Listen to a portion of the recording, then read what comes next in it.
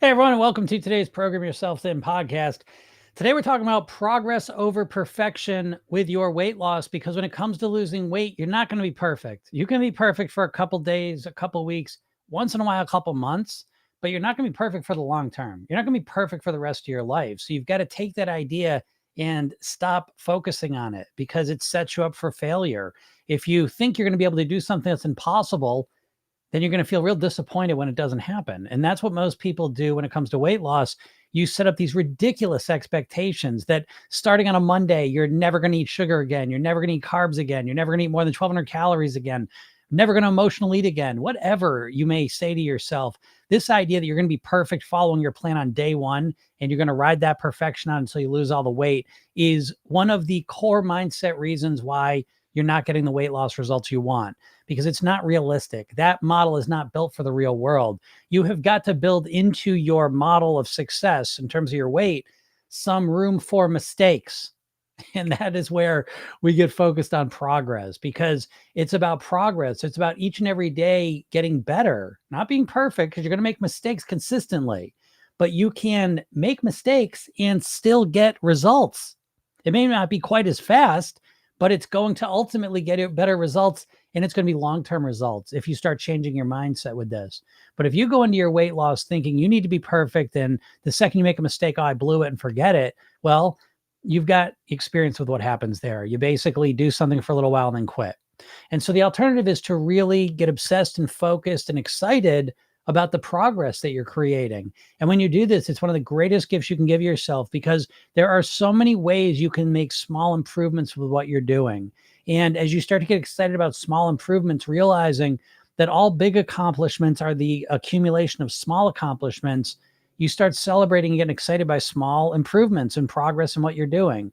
And as you get fixated on that piece, next thing you know, what happens is 3 months from now, 6 months from now, a year from now, you're light years ahead, not because you were perfect, but because you were consistently progressing forward. So take some time and really think about this, because this is one of the core mindset mistakes that the diet industry installs into you, that you need to be perfect in order to get results. And that's not true. You just need to consistently get progress and improve and get better each and every day. So give this some thought, and I hope it helps you out.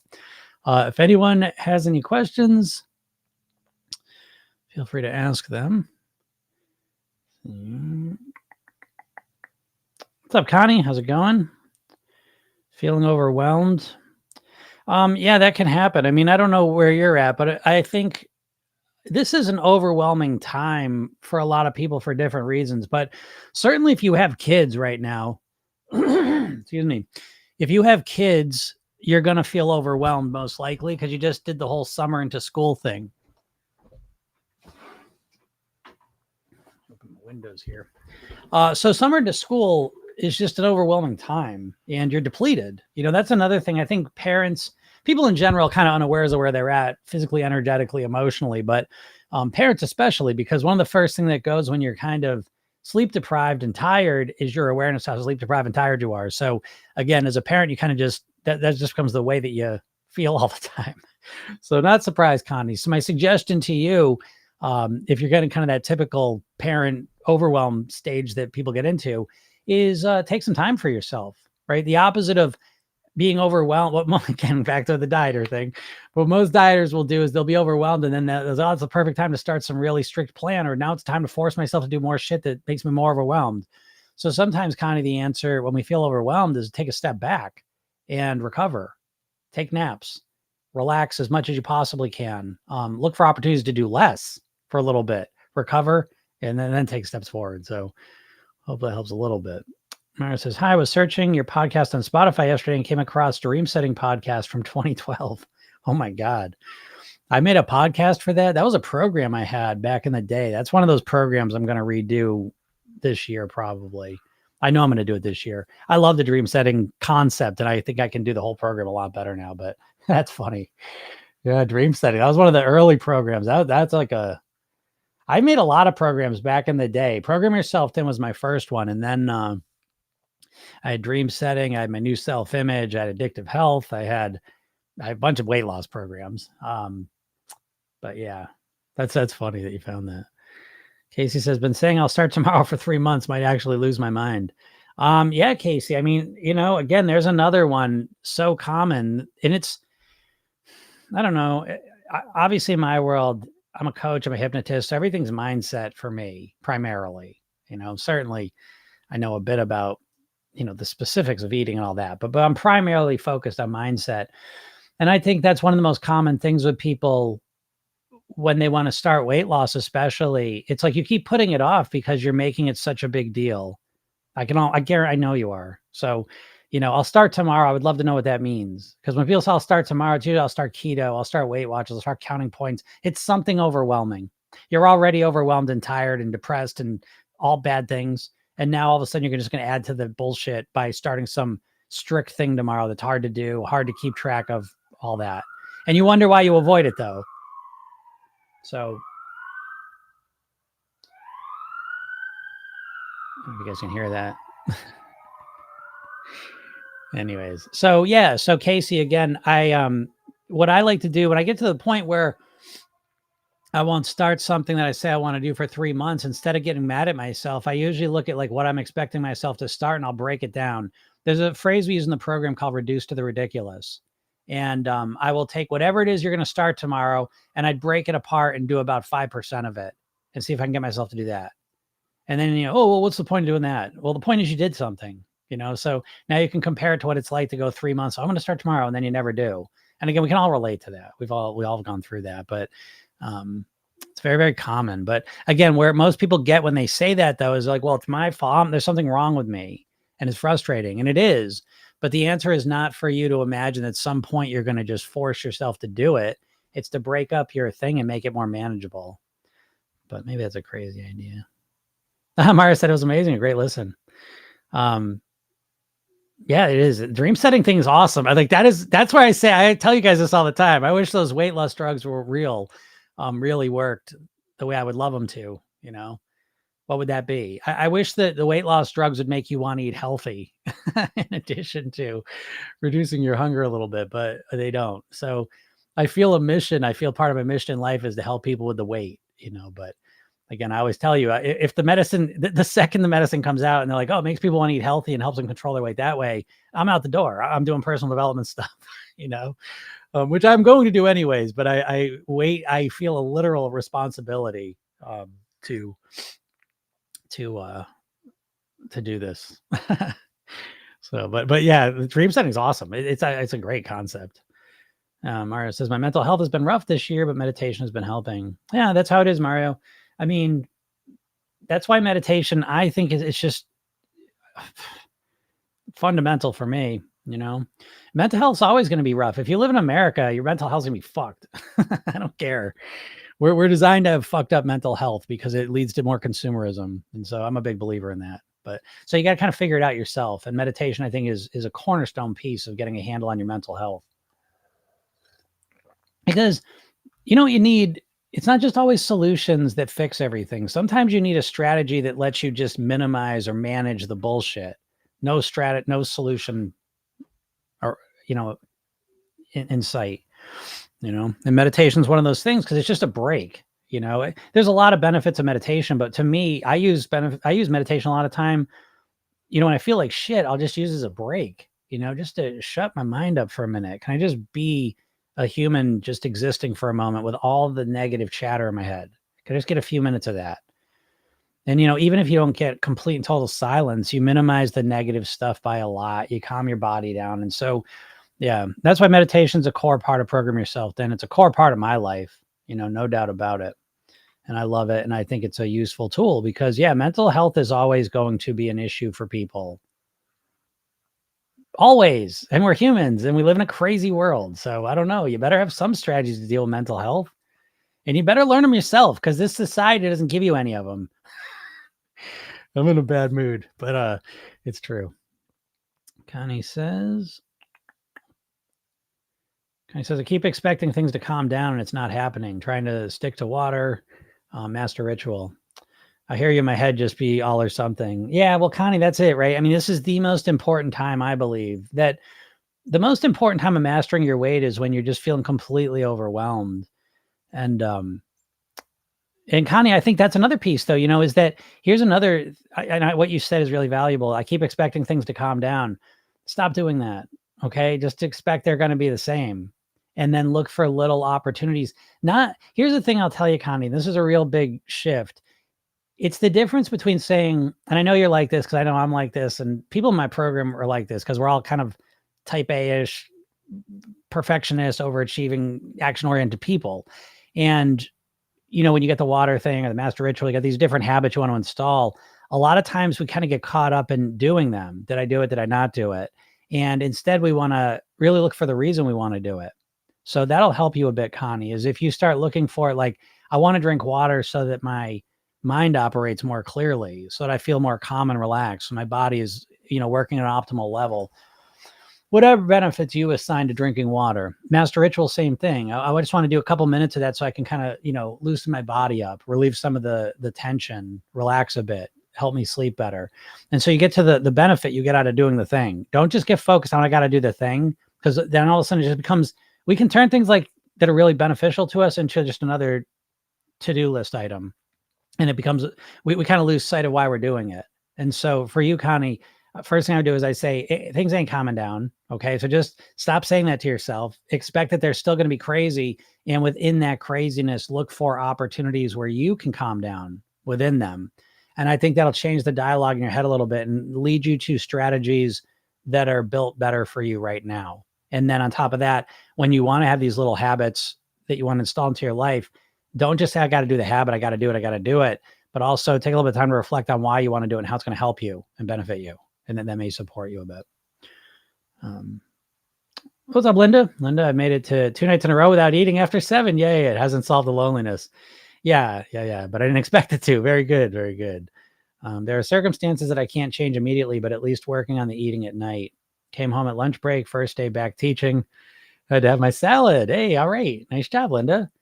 I'm proud of you. Yeah, the loneliness thing, it's like that. With the emotional eating, it's not like not eating. This emotional eating thing, again, this just is one of those things that really reveals how dieters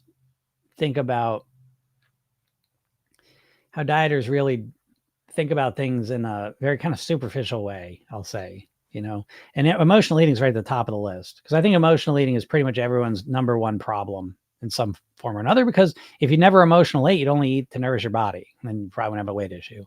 So emotional eating, though, I get dieters asking me this all the time, where it's like, so, well, I'm in trouble with emotional eating. I eat when I'm depressed. I eat when I'm bored, and so you have to understand that the emotional eating is a symptom of a deeper problem, right? And so if you, whatever, boredom eating, depressed eating, lonely eating, if you stop the eating, it's not going to fix the emotional thing. You're using the food to distract yourself from the emotional thing. The emotion that you're lacking or not experiencing enough of, or the emotion you're feeling that you want to take a break from, is what's going on underneath the surface. And then you're using the food as a way to distract yourself from that, or, feel better for a moment. And so when you take the food away, a lot of times has the opposite effect. It makes you feel more lonely, more depressed, more bored, more whatever. Because again, now you don't even have the eating to take your mind off of it. So I think it's important to look at this. And it may sound negative to say it that way, but if you don't agree with that, let me know what your thoughts on emotional eating are, how you think of it. I'd love to hear that. But this is what I think of it. And so it becomes a process that not eating at night, lonely, let's just go, Linda. So you're lonely at night and you're eating at night and you stop eating at night. And, initially you feel better. You're kind of proud of yourself, right? Because you're like, I got this bad habit. I got some control over it. That feels good. And if you stick with it long enough, you feel good about it. Then the weight starts coming off and that feels good too. But it really doesn't do much to deal with the loneliness at all. You could lose all the weight. You could get right down to your goal weight. The loneliness thing still hasn't been dealt with. So, what's the solution? Well, the solution, obviously, the first solution with emotional eating is to diagnose which emotions you're feeling, and most importantly, what emotions you want to feel. So we usually start with the negative. So I feel lonely. Okay, fair enough. But the solution isn't to not feel lonely. It's to feel something that you want to feel. And so that may be connection. It may be love. It may be entertainment. It may be stimulation. I don't know. It's different for each person.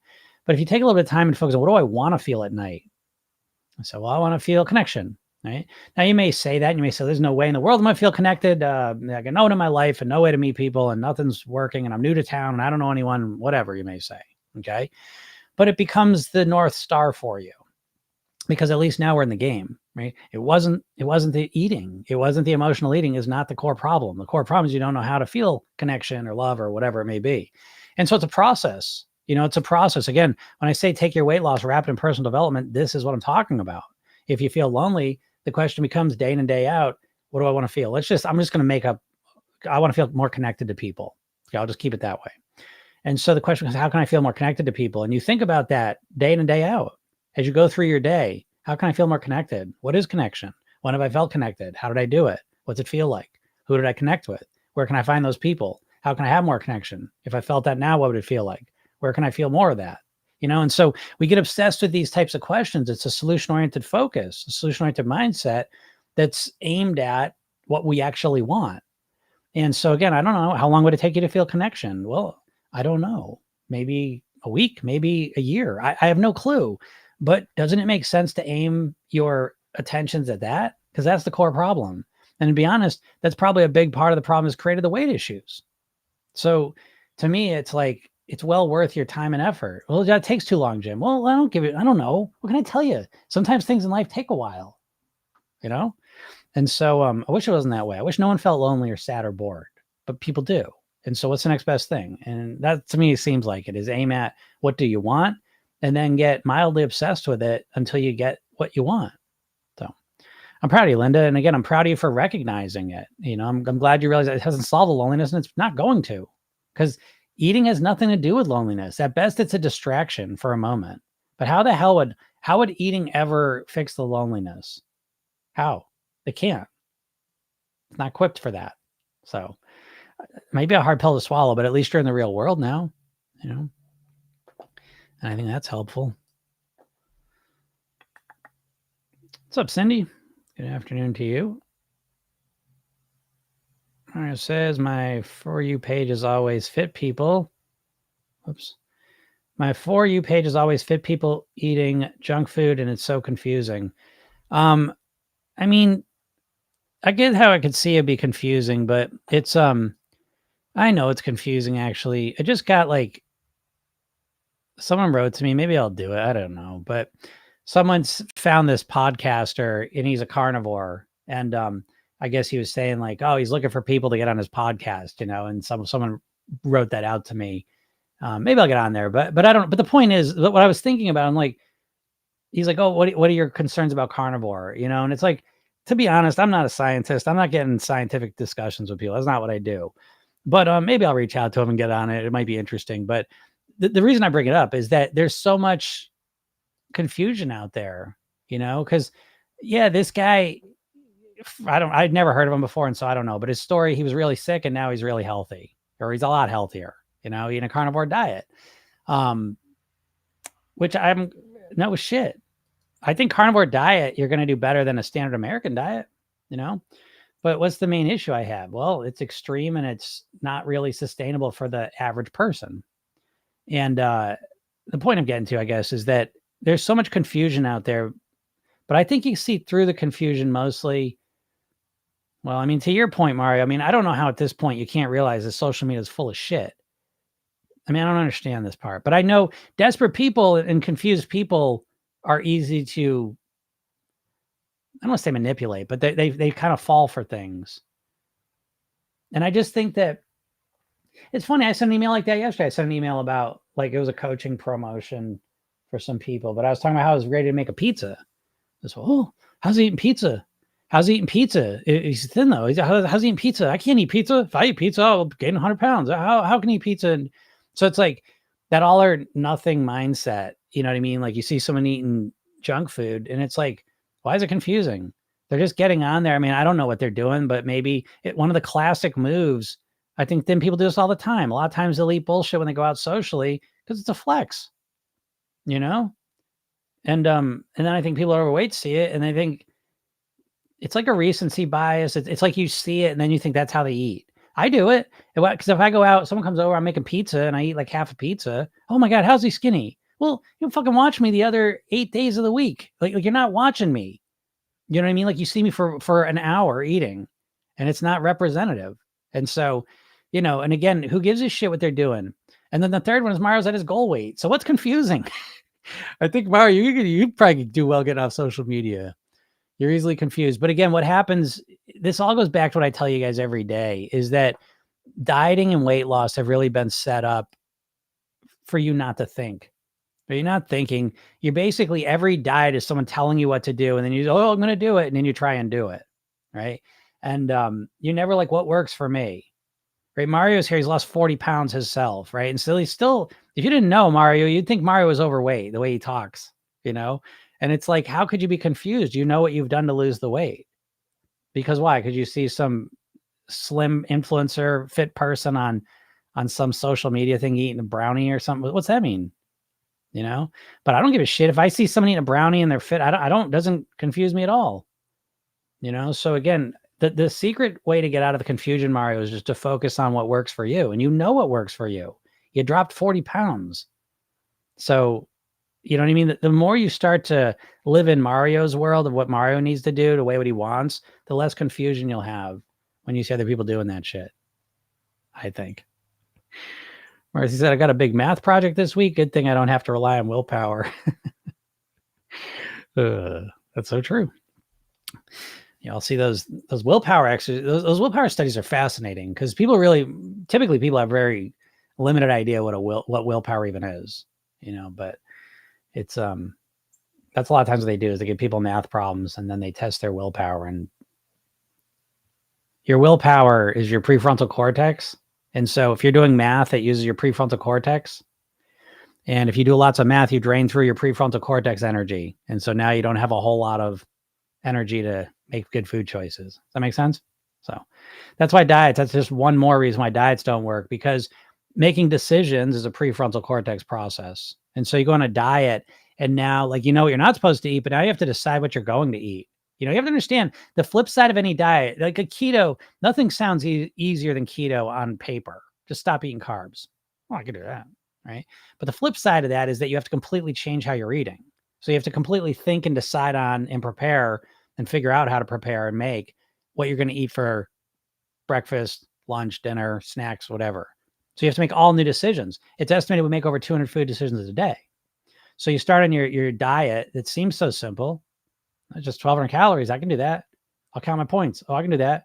Well, all this stuff takes extra prefrontal cortex energy, and you have to make more decisions and you have to put more thought into things. And now there's less energy for you to make the right decisions. I hope that makes sense. This is why, there's a million reasons why diets don't work, but mentally, that's one of the big ones. What's up, Nura? Hope you're doing well. Yeah, doing pretty good.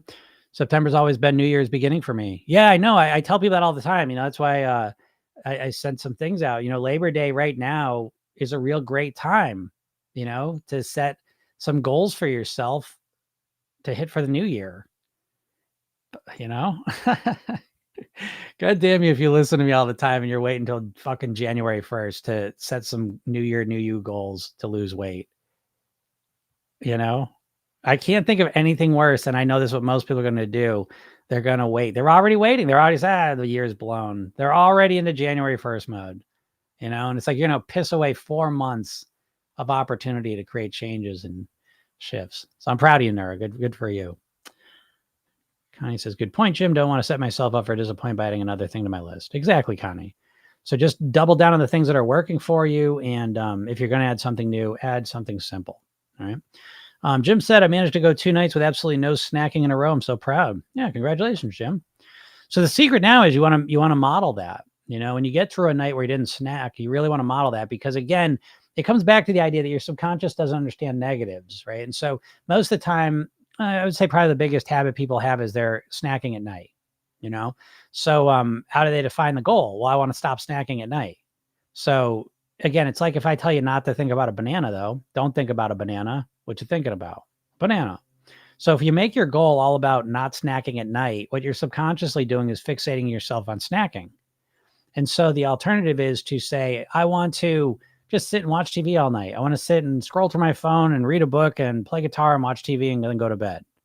Right? Now, it may sound simple, like kind of weird what I'm saying, because you're like, well, that's just kind of a weird way to put it. But in reality, isn't that what you did, Jim? You did something and it didn't involve food. So you should ideally, you want to articulate the goal now, not because I don't want to snack at night, but what did you do when you those last 2 nights? And that's where I would start focusing on. That's how I want to do it. I don't know if that makes sense to you, but it's a very important point. What's up, Satan? How's it going? Linda says, the connection I'm working on, there are a few things that are major that have to change. Yeah, Linda, and I got your thing. So I'm looking forward to talk to you a little deeper about this and dive into some of that. Satan said, the weirdest thing has been happening after eating more veggies. I started binging so much. Okay, so I better start binging so much. Yeah, the weirdest thing has been happening after eating more veggies. I started binging so much. Yeah, I mean, that'll happen. You're upsetting the apple cart. You know, when you make a change, when you make a change to your diet, there's blowback effects. So it's no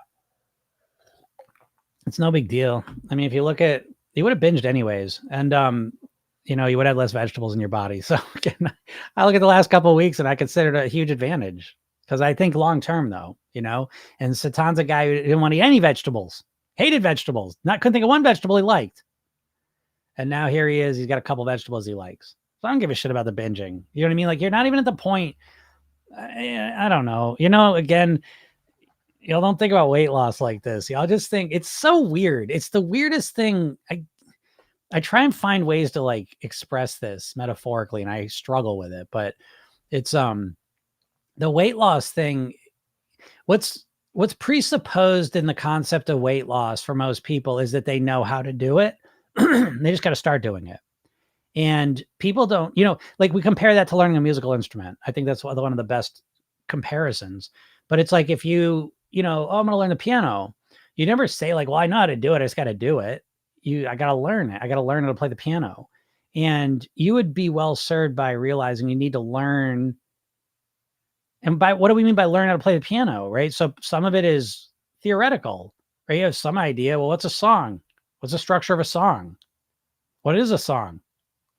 What is a melody? What is rhythm? What are chords? Right? These are just core things you got to know psychologically. Okay. And then there's the muscle memory, being able to play the chords. Right. So when you say learning an instrument, for example, and this applies to pretty much everything, drawing, dancing, reading, right? I mean, whatever you want to pick, it doesn't matter. But it's the same thing. I want to learn how to play the piano. Okay. Well, you need to learn some concepts about it and you need to get it into your body. I'm going to draw. Okay. You learn some concepts about drawing and then you practice drawing. Okay. And so it's the same thing with weight loss. You got to learn. So now you got some concepts in your head. Most of them are bullshit, but whatever. You got some concepts. But the other piece that you're always ignoring is you got to practice. You got to get it into your body. And dieters always just skip this part because dieters just think it's just purely the psychological thing. I know what to do, so I'm just going to do it. And it's like, what the fuck? Where have you been your whole life? Where have you been your whole life that you just know how to do something and you just do it? Like it's just, I don't understand it. I don't understand it. You don't have to understand hypnosis or anything, but when the fuck have you just like, oh, I know I shouldn't eat sugar, and so you just stop doing it. Oh, I know I should get up earlier, so you just start getting up earlier. Like, all sorts of things you should do, and then you don't do them. So just knowing what you should and shouldn't do is not the whole story. But when it comes to weight loss, you think it is.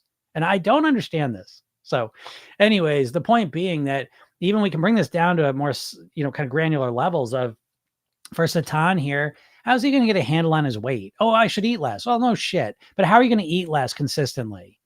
Right? So we talk about if you eat more healthy food, it really helps with your hunger. It really helps with your eating choices. Stan says, I hate vegetables. Okay. So we talk about how to eat some more vegetables. So he starts eating some more vegetables. So here he is 2 weeks later, and now he's got 4 or 5 vegetables he actually likes eating compared to where we were 2 weeks ago. He didn't like any vegetables. Oh, but now I've been binging when I eat vegetables. Who gives a shit? You were binging before you ate vegetables, by the way, which is always a funny point too, that as we start on the diet, you can't trust your mind and your awareness. You cannot, because what happens? Oh yeah. If you're struggling with your weight, guess what? You don't even notice half your binges. You don't even know when you're overeating. Then all of a sudden you're starting healthier. Now you're hyper aware of when you overeat or when you binge. So anyways, good job, Satan. None of that's weird, and good job that you're eating more vegetables. Moses said, I see what Mario is saying because those people literally eat junk so often they post like every day. Yeah, but I mean, you just don't know what they're doing. And people are so full of shit on social media. It drives me crazy, and it's confusing. That's why I kept talking about the carnivore guy. And I will talk to him. I'll talk to him. That might be interesting just to talk to someone different. But My point isn't that, listen, I know you could eat like if you eat a shit American diet right now and you go switch over to carnivore, I can almost guarantee you it'll be healthier and you get lots of positive health effects. I have no question about that. I never question these diets all work in the short term. Like I'm not disputing that. What I'm talking about is who lives at their fucking goal weight forever. And it's like no one. It's estimated 5 to 10% of people. And those are the people I'm obsessed with my whole career. So I don't give a shit if you lose 50 pounds on carnivore diet because I want to know where you're at next year. And that's the bet. I was like, I'm going to make this guy a bet. I'll bet him $1,000 in 10 years. I bet I'm still eating the same way I'm eating now. And I bet you're not carnivore. And I'm going to bet him $1,000 if I talk to him. So we'll see. And that's my point. So it's like, who gives a shit if you do some crazy thing for a fucking year? Do it for a year. Do it for 2 years. But it's weird and it's unnatural. And if you don't like it, you're not going to stick with it. And so what's the point? And that's why you're all struggling. If you're a dieter, that's why you're struggling now. Because you've got so much negative stuff associated with diets that you can't even get yourself started at this point. And that's my bigger point. But I don't know. There's all sorts of confusion. People are full of shit out there and it's hard. But, again, how do I do it? How do I deal with the people? If I watch people fit and healthy eating a bunch of bullshit, well, I don't see it because I don't watch that stuff.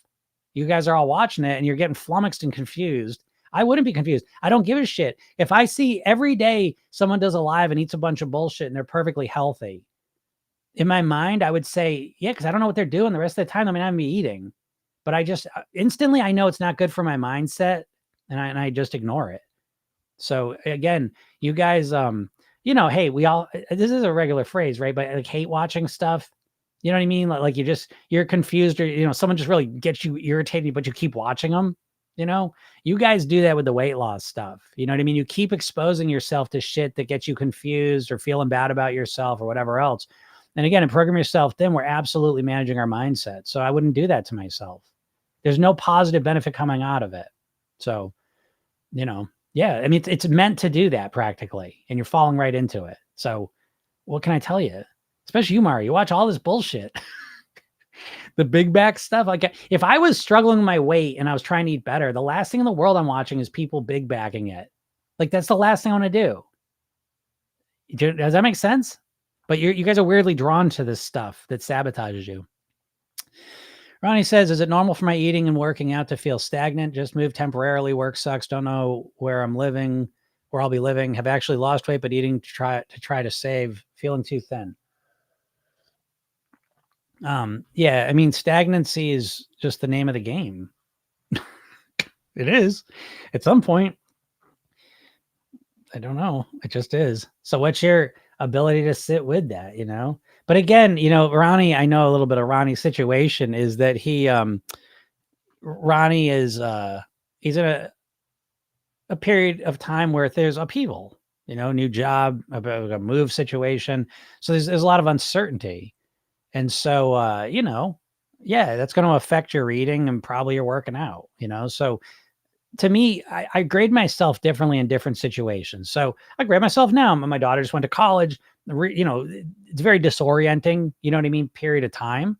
And so I definitely am I give myself more grace. I'm not measuring my results as if it was a normal time of life. But again, I know perfectionists love doing that. And I think they do it at their own, what's the word? Their own harm. That's what I think. Mara says, oh, if I like those people, I would be right back where I started. You probably wouldn't, Mario, because they probably eat like that when they're on camera. I mean, I do the opposite of that. I don't know. I should do it. So I was like, make videos, do these lives while I'm eating salad so you can see me eating a salad. I know that's how it goes. You see what you see. And so you just assume that's what they're always eating. Bethany Taylor says, people think it will just happen with like a week of good eating. It takes time and consistency. Agreed. And again, I don't blame you all for this. I mean, you're at the mercy of the diet marketing, and your time frame is just so screwed up. And not only the time frame screwed up, but like just the whole experience of it. My daughter's like starting college. I'm like, that's the mindset you need. You need the college mindset. Have you gone to college or not? But if you have any big commitment, but college is a great example. If you have gone to college, like that's how you need to approach your weight loss. And once you faint from realizing that, you can pick yourself up and get on a real track. There are no shortcuts. There's no shortcuts. There's no shortcuts. And if you really reflect on it, I think you'll find yourself chasing shortcuts the whole time instead of just doing the work. So I think there's a lot of peace in just doing the work personally. And then you build on it and it works. And I don't know. I'm a big like to put the work in guy myself, you know, even though I know it's frustrating, but it helps me grow. I don't know. Like I like that part of it. Yeah, Beverly tells like they're living vicariously through them, the big backs. Yeah, I agree with that. I think that's what you're doing, Mario. I think you're vicariously like living the big back stuff. I'm not. I watched the one you sent. You showed me one of them, Jelly Belly or whatever, Jelly Bean. I don't forget what her name was, but now by the way, it's funny too because I watched that and I was like, I had such a negative reaction to it, and I'm like, yeah, Jim, what are you talking about? You used to watch Man versus Food. You ever watch that show? It was back in the day a bit, but he would go to like different places, have like the eating challenges, and he'd go and he would do them. And I remember watching like, this is disgusting. This is gross. I was thinking that, but when I watched, it just felt different for me for some reason. Cause I don't know, it's a TV crew and it's a challenge. So it just seemed, it was wrapped a little differently. But when I watch her do it, it just, cause she's by herself, it just seems lonely and sad. And I don't know, it's depressing to me. And that's my response to it though. It's not in any way appealing to me. Watching her drink a soda out of her soda thing was as big as my water bottle. And she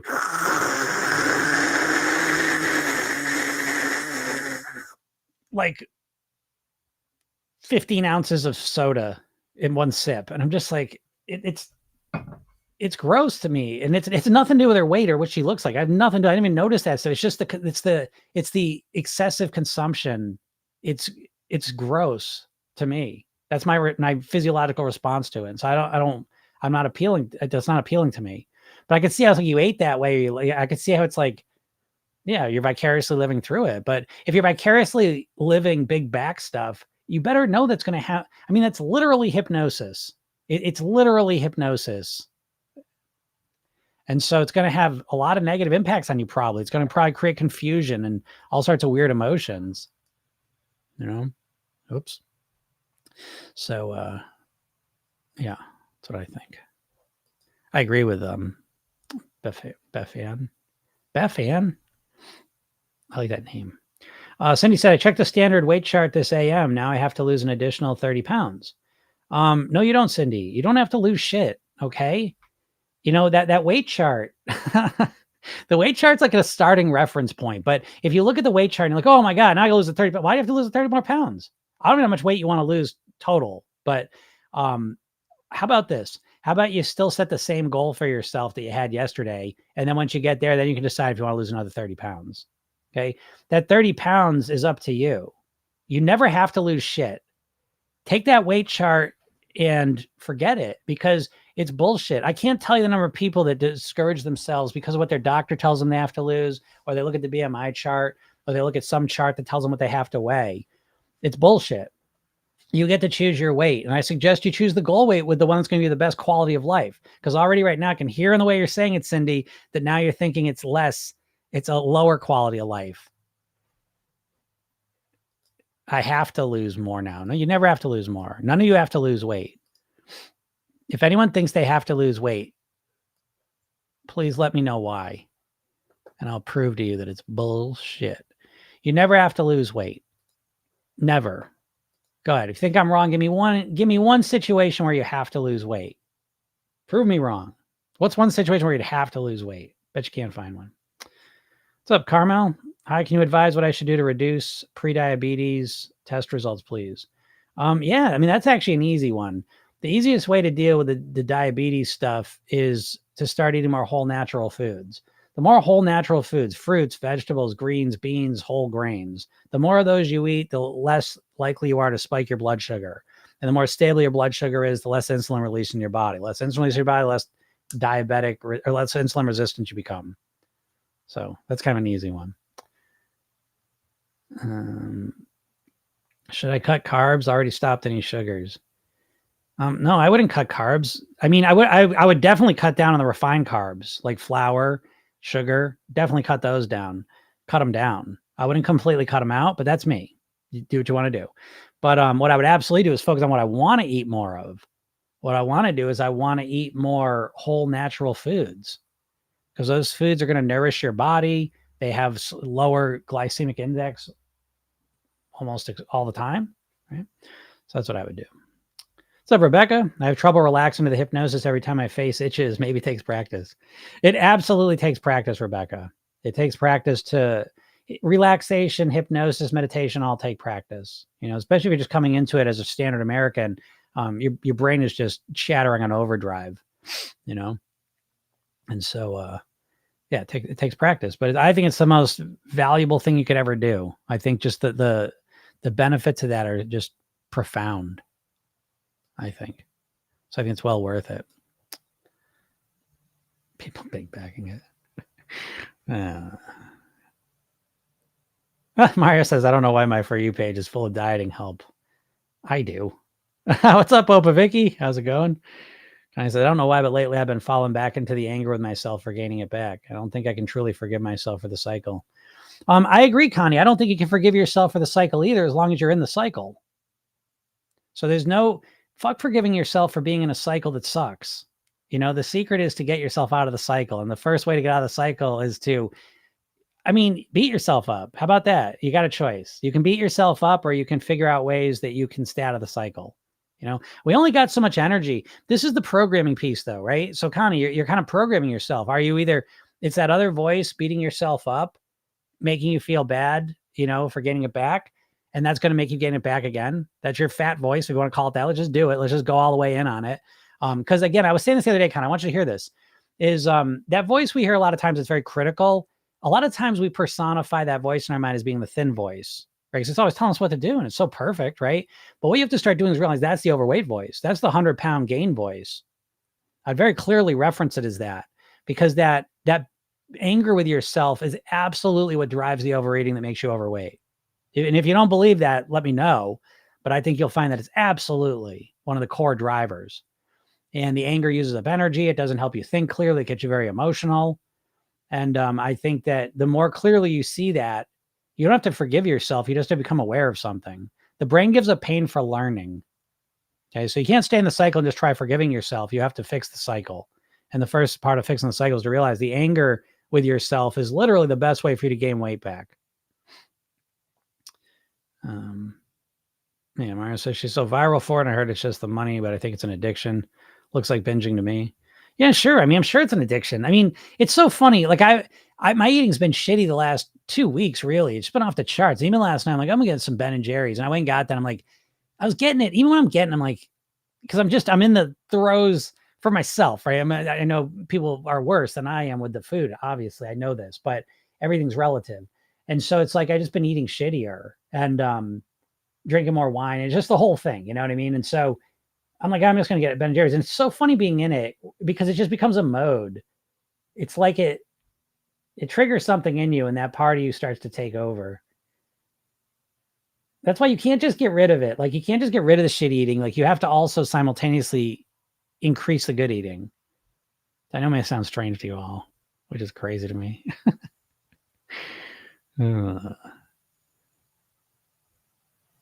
Yeah, health. So Gina B says, I want to lose for health. Fatia says, I want to lose weight because of my health.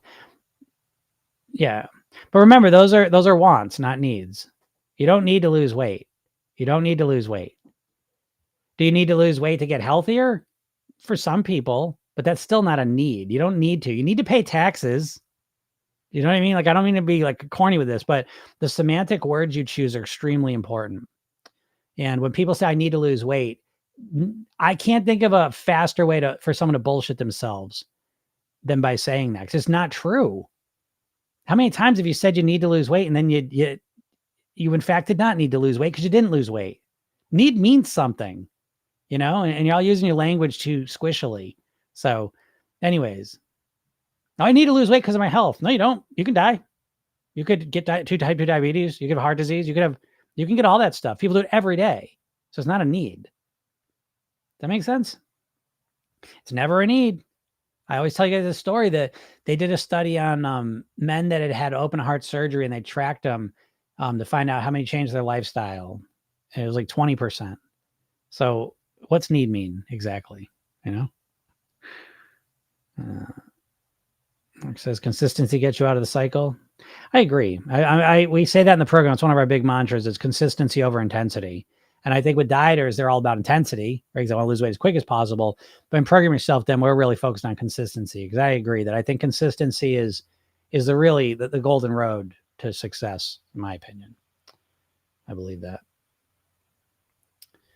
Daphne Wayans, is it possible to do your program without the hypnosis? Yeah, absolutely. The hypnosis is just one piece of the program.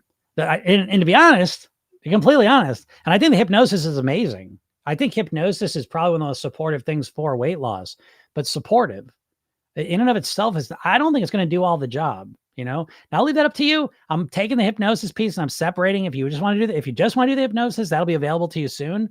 But to me, I think the two most important parts of the program, there's three parts. There's the hypnosis piece. You get hypnosis every day and all the sessions. But I think the two most important parts of the piece are the Program Yourself Then method, where I show you the redo rehearsal technique and I show you how to program your own mind, because you're always in charge of your mind. You just never learned how to take control of it, but you're the one in charge of your mind. You're your best, worst, or best hypnotist, because you're in your head hypnotizing yourself literally all day, every day, and you have no idea how to do it. So the results you're getting are 100% created by what you think in your head all day long. So learning self-hypnosis, I call it self-hypnotic programming, but learning how to program your own mind with self-hypnotic programming, to me is I think it's essential to master your weight. And then there's the weight mastery blueprints, where you go through the mindset, lifestyle, and eating that works for you to get you to your goal weight and live the rest of your life there. So yeah, you could do it without the hypnosis. I think the hypnosis is a really powerful tool to use it, but yeah, you could do it without it. Connie said, listen to that podcast replay this morning about the voice. Never thought of it that way. Yeah, there you go. I know you never thought of that way. That hit me like a bolt of lightning that day when I was driving around. And you always think of that shitty voice as a skinny voice. It's crazy when you change it around. I realized that. I'm gonna make a session on that. And yeah. Excuse me. As they say, you built that for you, page brick by brick. I never heard that, Marcy. I love that. That's a great phrase. Ginger Snap says, new here. If it's not a need, what is it? It's a want. It's a want. It's a want. And for most of you, it's not even a want. Here we go. But it's like, listen, if you're overweight, it's because you don't really want to lose weight. You weigh what you want to weigh. And I'm not saying you don't want to lose weight, but I'm saying you want to keep eating the same food you're eating and keep living the same way more. Is that not true? Is that what you're going to tell me now? You tried everything and nothing works? I don't believe that. I don't believe it. What do you want? I've been doing this for 20 years. I'm not just pulling this out of my ass. It's like, I don't believe it. What I see is people that aren't really motivated enough to stick with something long enough to get results. I see that every day. I have not seen a person who makes pretty dramatic shifts in their lifestyle and eating that doesn't lose weight. I've seen people that do that and they can't stick with it, or people that can't stick with it to even get the results in the first place. But so you don't need to lose weight. I think that's a phrase that really confuses your subconscious mind. You don't need to lose weight. I don't give a shit if you got type 2 diabetes and you're about to get your foot chopped off. You still don't need to do it. But people create these results for themselves every day. So how can we say, what's a need? What's a need mean? Let's find out what a need means. Let's have the definition.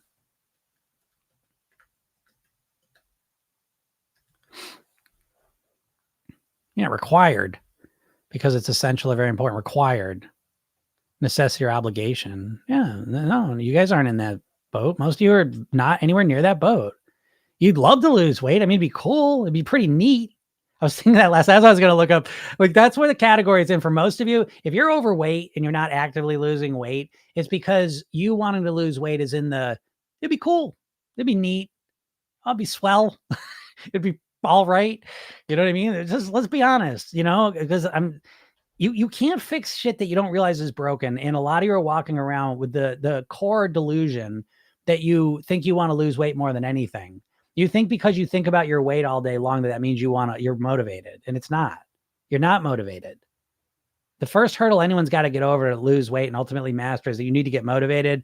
And if you're not actively losing weight, I'm going to say it's because you're not motivated. Are there outliers? Not that I've seen. Just to be honest, I've heard about them. I heard stories about them, but I haven't met them myself. So I don't mean to offend. If I offend, please feel free to let me know your situation. But I think we'll get to the main point that you're really not motivated enough to stick to it. And so please don't call it a need, because a need is when you have to do it, whether you're motivated or not. Paying your taxes, right? You're required, you're compelled by pretty compelling reasons why you better do your taxes, right? No such compulsion exists for the weight. So that's what I mean. And then Julie says, I want to stop buying unhealthy foods. Well, there you go. And that's a completely different message. And you all don't do that, right? Because you say, I need to lose weight, but I don't want to start eating better. Yeah, exactly. You don't want to. And so you won't. You always do what you want. You weigh what you want. I know you don't want to weigh what you weigh, but you want to keep eating and living the way you live. And so your weight is the reflection of that. And you're okay with it. That's why you weigh what you weigh. So. Yeah, Mark says, okay, so I had a different point of view after I had shoulder surgery. I had to be patient 7 to 8 months. Well, you're lucky in that way. Because I mean, again, patience to me is the core skill or core thing you need.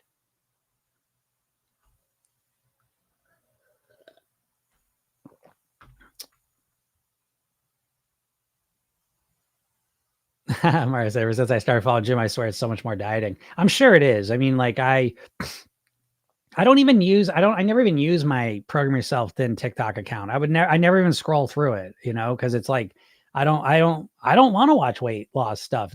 It's 99% fucking bullshit is what I think. And I'm not saying, like, there's people that are way smarter than I am scientifically about nutrition and physiology and all, and psychology and all that. But I don't feel like anyone's really put it together in a practical way. That's what I think.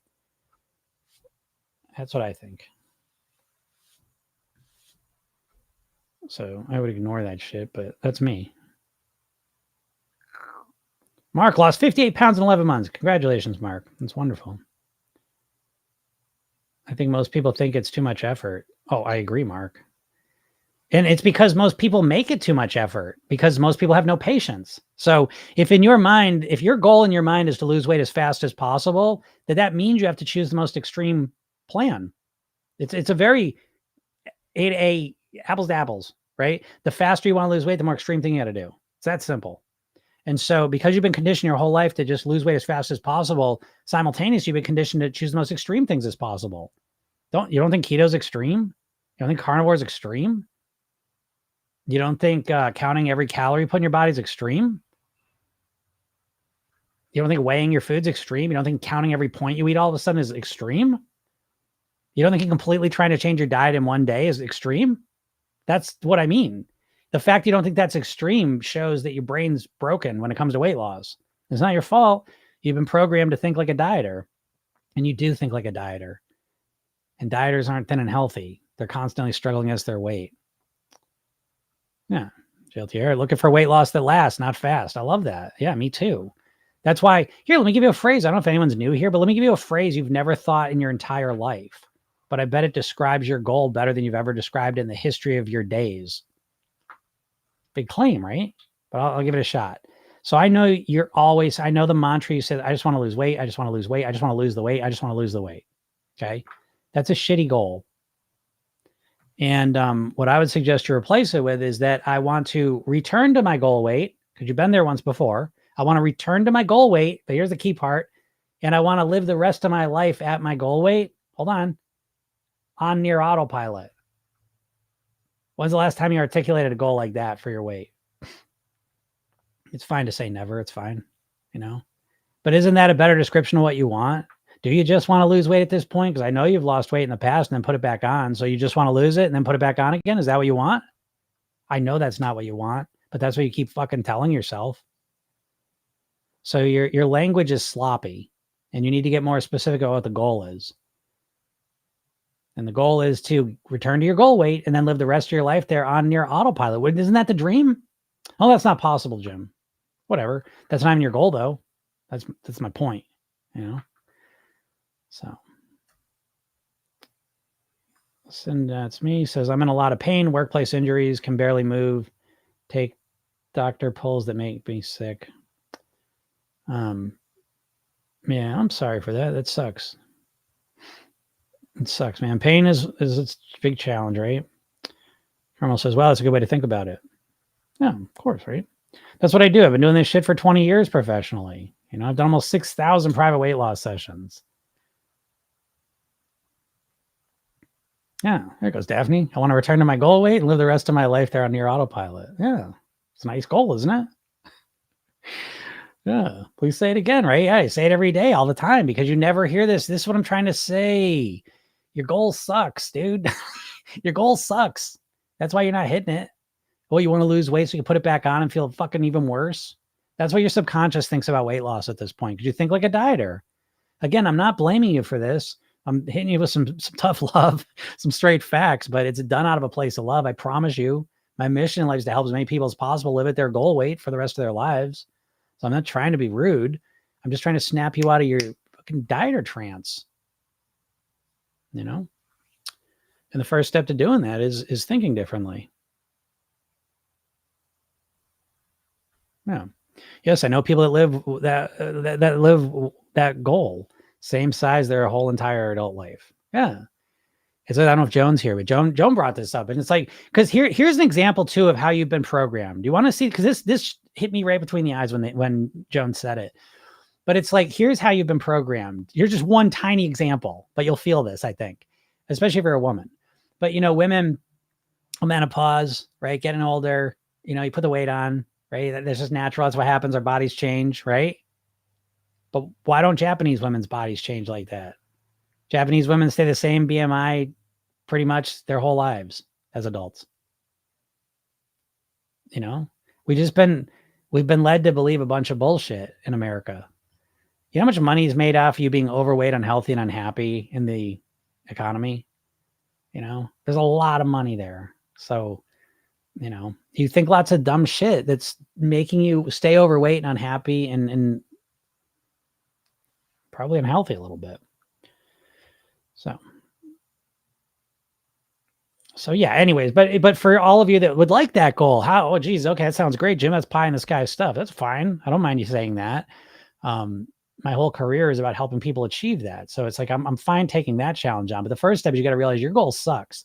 I just want to lose weight. It's a shitty goal, and yeah, upgrade your goal. But if you're new to here, make sure you go to my bio, click the link, get the hypnosis session, and it's free, right? Listen to that. And then watch the video I made for you though. And then read the emails I send you. But the video, I think, is the most important piece. It kind of reveals the whole system I'm talking about, because it's a completely different system. You guys are focused on weight loss, and I'm focused on weight mastery. The difference being that weight loss is all about getting to your goal weight, and weight mastery is all about living the rest of your life at your goal weight. And be honest, you never think about that. You never, ever think about living at your goal weight. You think about getting there. And I know that's true, and I don't need any validation. I don't need you to tell me it's true. I already know it's true. So if all you do is focus on, it's kind of like if you have no money and all you do is, I need money. And the more kind of anxious you get about it, that's how you get to like robbing a bank or something. Do you know what I mean? Like, it's like you get so anxious and so stressed and so tense about it all that the only thing left is to do something extreme. And that's where you're at with your weight loss. How do you get to the point where you're going to just eat meat? How do you get to that point? It's silly. It's silly, folks. Anyways.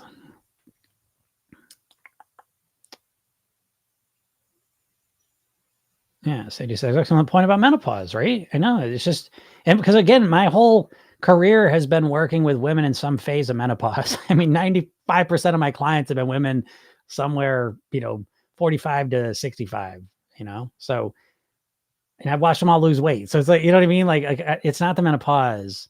Does the menopause affect you? Absolutely. Is insulin resistance real? Yes, obviously. These are real things. But you don't think your mindset plays a part too? You don't think your presuppositions, your expectations, your beliefs matter? What's up, Paula? Paula says, tough love, but totally accurate. Thinking differently is the challenge. So programmed. Yes, it is a challenge, What's up, Kim? Kim says, thank you so much. So happy to have found your podcast. I'm happy too. Yeah. More people, the better. But make sure you get the hypnosis session. I think, people have a lot of misconceptions about hypnosis. And I think it's important. That's why I give it to you for free. I think it's a great session too. It's a kickstart session. I love it. But I think it's good just so you can experience it. It's not as weird or, hypnosis, they marginalize, and it's not that bad. KT says, Jim dropping the truth bombs today. I am dropping a lot of truth bombs today, aren't I? I'm definitely in a mood. I'm not going to lie. It's so funny. It's funny doing these all the time because sometimes you need like different situations to realize a mood you're in, look at that. He says that, yeah, body now gets it. Eating is pleasure, overeating is pain. Oh, true. I love that. I was thinking that so much. I mean, the consequence phase of the eating, just right down to it. I don't know. It's a tough culture to live in to eat well. It really is,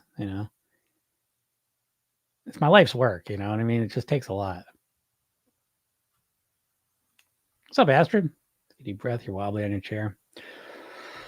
Yeah. But yeah, it is a tough place. I mean, because you're constantly being conditioned to but unhealthy foods all around you, and then there's no real healthy foods around you in terms of marketing and stuff.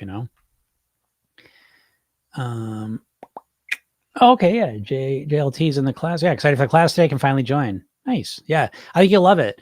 We're kind of kicking off. I'm going to start right at the beginning too. So we'll talk about the redo rehearsal, and then we'll kind of take it right from there. So that's going to be exciting.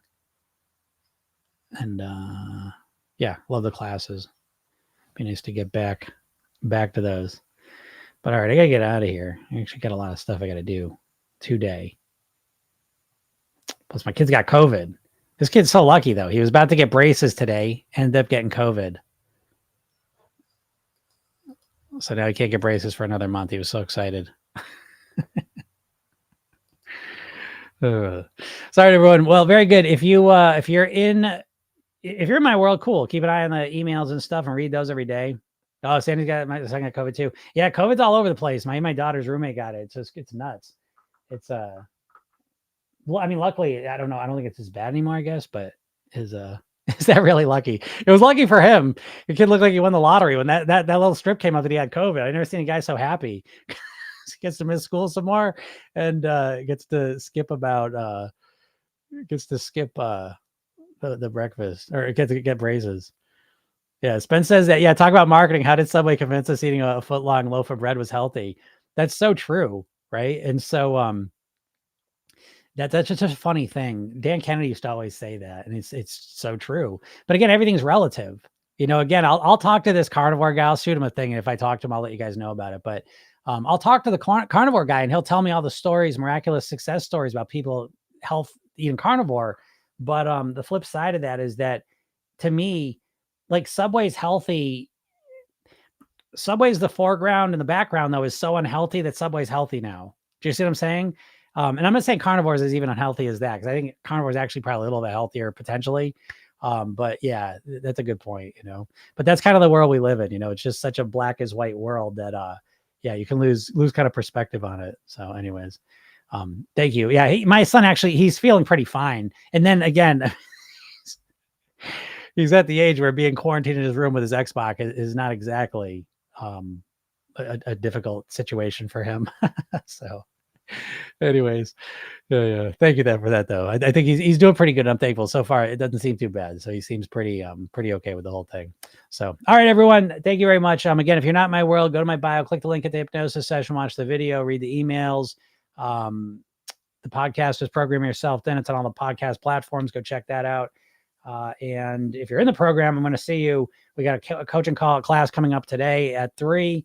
And those of you in the boot camp, we'll start our first boot camp class tomorrow, which I'm excited about that. Coaching call tonight. So a lot of stuff going on, right? So let's get you guys back into it. Again, this is kind of a reentry week. Don't worry if you're not, if you're not 100% this week, that's okay. It's a reentry week. You probably were, it's probably, you know? Okay. But all right, everyone. Thank you so much. Have a super duper day, and we'll talk soon. Bye.